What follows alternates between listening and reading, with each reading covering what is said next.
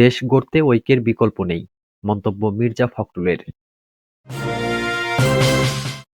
তথ্যপ্রযুক্তিতে বাংলা ভাষার ব্যবহার নিশ্চিতে কাজ করছে সরকার, বলেছেন প্রধান উপদেষ্টা।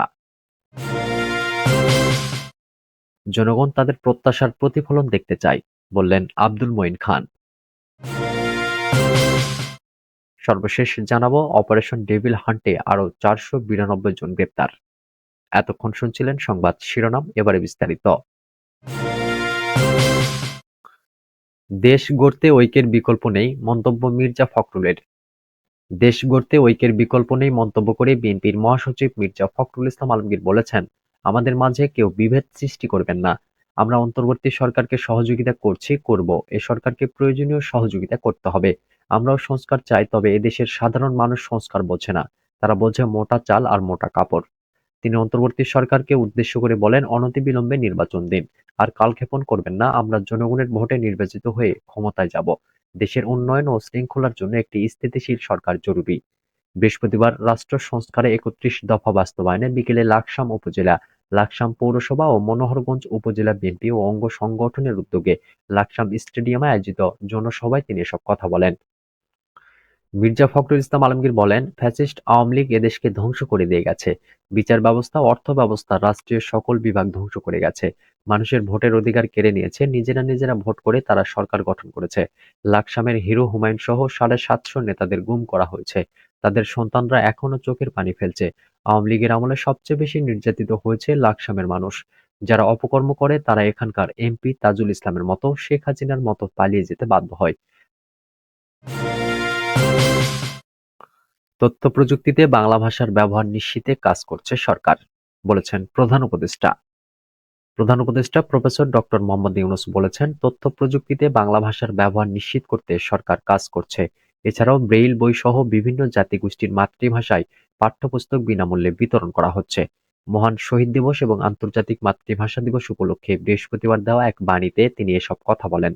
ডক্টর মোহাম্মদ ইউনূস বলেন, জুলাই গণঅভ্যুত্থানের মধ্য দিয়ে গঠিত অন্তর্বর্তী সরকার দেশ ও দেশের ভাষাগুলোর মর্যাদা রক্ষায় নিরন্তর কাজ করে যাচ্ছে, যা দেশের উন্নতি ও সমৃদ্ধির জন্য অপরিহার্য। তিনি বলেন, মহান শহীদ দিবস এবং আন্তর্জাতিক মাতৃভাষা দিবস উপলক্ষে আমি বাংলা সহ বিশ্বের সকল ভাষাভাষী মানুষের প্রতি শ্রদ্ধা নিবেদন করছি। ইউনেস্কো ২০০০ সাল থেকে বাংলাদেশের সাথে এই দিবসটির যথাযোগ্য মর্যাদায় উদযাপন করে আসছে। দিবসটির এবারের প্রতিপাদ্য make language count for sustainable development যুক্তিযুক্ত হয়েছে।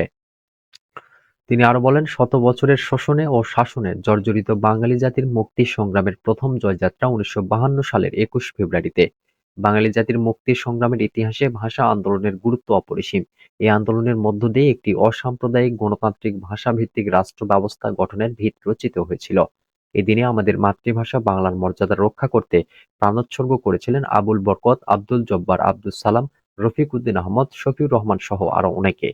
প্রধান উপদেষ্টা বলেন, ১৯৫৬ সালে বাংলা রাষ্ট্রভাষার মর্যাদা পায় এবং ২১ ফেব্রুয়ারিকে শহীদ দিবস হিসেবে ঘোষণা করে এই দিনে সরকারি ছুটি ঘোষণা করা হয়।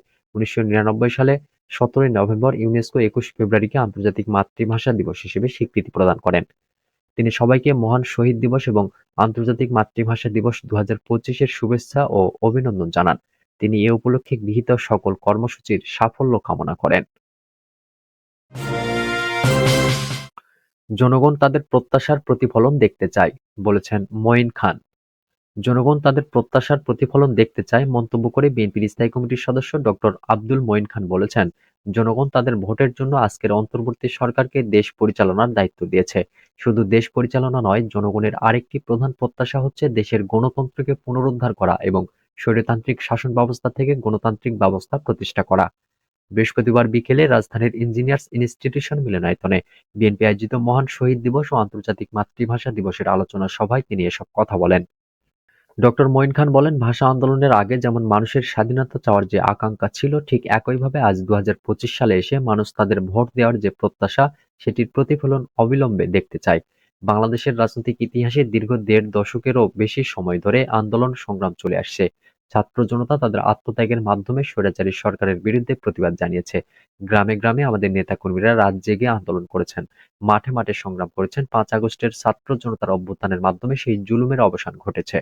বাংলাদেশের জনগণের মধ্যে স্বাধীনতা, গণতন্ত্র এবং মানবাধিকার প্রতিষ্ঠার প্রতি যে আকর্ষণ রয়েছে তা তুলে ধরে তিনি বলেন, বাংলাদেশের মানুষ খুব ভালোভাবে আমাদের পর্যবেক্ষণ করছে। তারা জানে আমরা যখন দায়িত্বে থাকব তখন আমাদের তাদের কাছে জবাবদিহি করতে হবে। অপারেশন ডেভিল হান্টে আরও ৪৯২ জন গ্রেপ্তার। আইনশৃঙ্খলা রক্ষাকারী বাহিনীর অপারেশন ডেভিল হান্টে সারা দেশ থেকে আরও ৪৯২ জনকে গ্রেপ্তার করা হয়েছে। এছাড়া অন্যান্য মামলা ও ওয়ারেন্টের আরও ১,২৬০ জনকে গ্রেপ্তার করা হয়েছে। সব মিলিয়ে সারা দেশ থেকে গত ২৪ ঘন্টায় গ্রেপ্তার হয়েছেন ১,৭৫২ জন। বৃহস্পতিবার বিকেলে পুলিশ সদর দপ্তরের এআইজি ইনামুল হক সাগর এ তথ্য নিশ্চিত করেছেন। তিনি জানান, অপারেশন ডেভিল হান্টের আওতায় ৪৯২ জনকে গ্রেপ্তার করা হয়েছে, আর অন্যান্য মামলা ও ওয়ারেন্টের আওতায় গ্রেপ্তার করা হয়েছে ১,২৬০ জন। তিনি আরো জানান, ২৪ ঘন্টায় অপারেশন ডেভিল হান্টে ২টি দেশীয় পাইপ গান, ৬ রাউন্ড কার্তুজ, একটি চাপাতি এবং একটি রামদা উদ্ধার হয়েছে।